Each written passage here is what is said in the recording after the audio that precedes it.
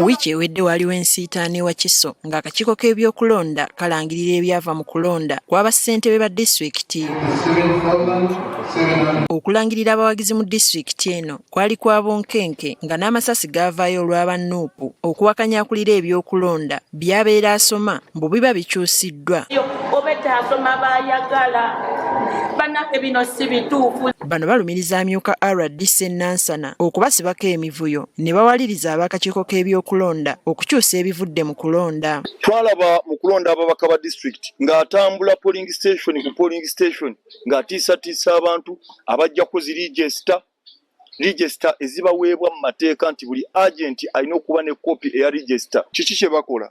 Baleeta amagye akawungeezi ng'okulonda kumaze okuggwa, bantu bamaze okugaba tetunaba kusiiringa, ne bakwata buli kimu ne bakitwala ku ggombolola. Awo ne bakyusa buli DR form nga baforcinga na buforcinzi ba presiding officers abamu okukola ekintu ekyo. Yabuletera muno mukono bwati atatuuka ku box abuyiwa munenga RDC waali Mr. Ranga ng'alina n'abamukuuma ab'amagye balinga bataano.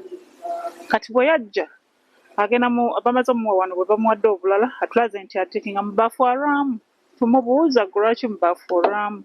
Kati mu ntabo eyo kwanguwa mangu addira obugondi buno abuyiwa mu bokisi esooka bwali bwakyeyune. Kati basabye ab'ebyokwerinda okukomya okuleetawo enjawukana n'okusiga obukyayi mu bantu. Tukulyetingamu entalo nga ffe tuli ba kyalo kimu. Batuleetamu okulwanagana okw'emyaka emingi kwe batayinza kumanya okw'obulamu. Sikkiriziganya nabyo. Tuba tukola ebintu bino ng'abakulembeze kitukakatako okumanya nti waliwo obulamu afuta akalulu konna. Nga beegasse ne be bavuganya ab'ebyokwerinda bakwata abantu baabwe ne babamalira mu makomera. Buli we balabye omuntu nga mobilize wa National Unity Platform bamulabyeko nga akwasaganya polling center oba polling station oyo bamutadde ku bunkenke. Bennyini tuli ku bunkenke tetukyasula mayumba gaffe mukulwala DC ne security batugoba era kati essaawa zino tugenda kuva wano mujja kuwulira nga abamu batukutte. Balina okutya nti ebyabadde mu kalulu akawiiki ewedde byandiddamu okulabikira ne mu kalulu k'enkya singa abakuumaddembe tebeekomako. Abali ku top abalina obuyinza abali ku level ya RDC ba DPC baani buli we bakozesezza obubi obuyinza bawadde bano aba NRM amaanyi okukola buli kika kya kavuyo. Era bo bagambye bo tebakyanoonya kalulu era bo bagambye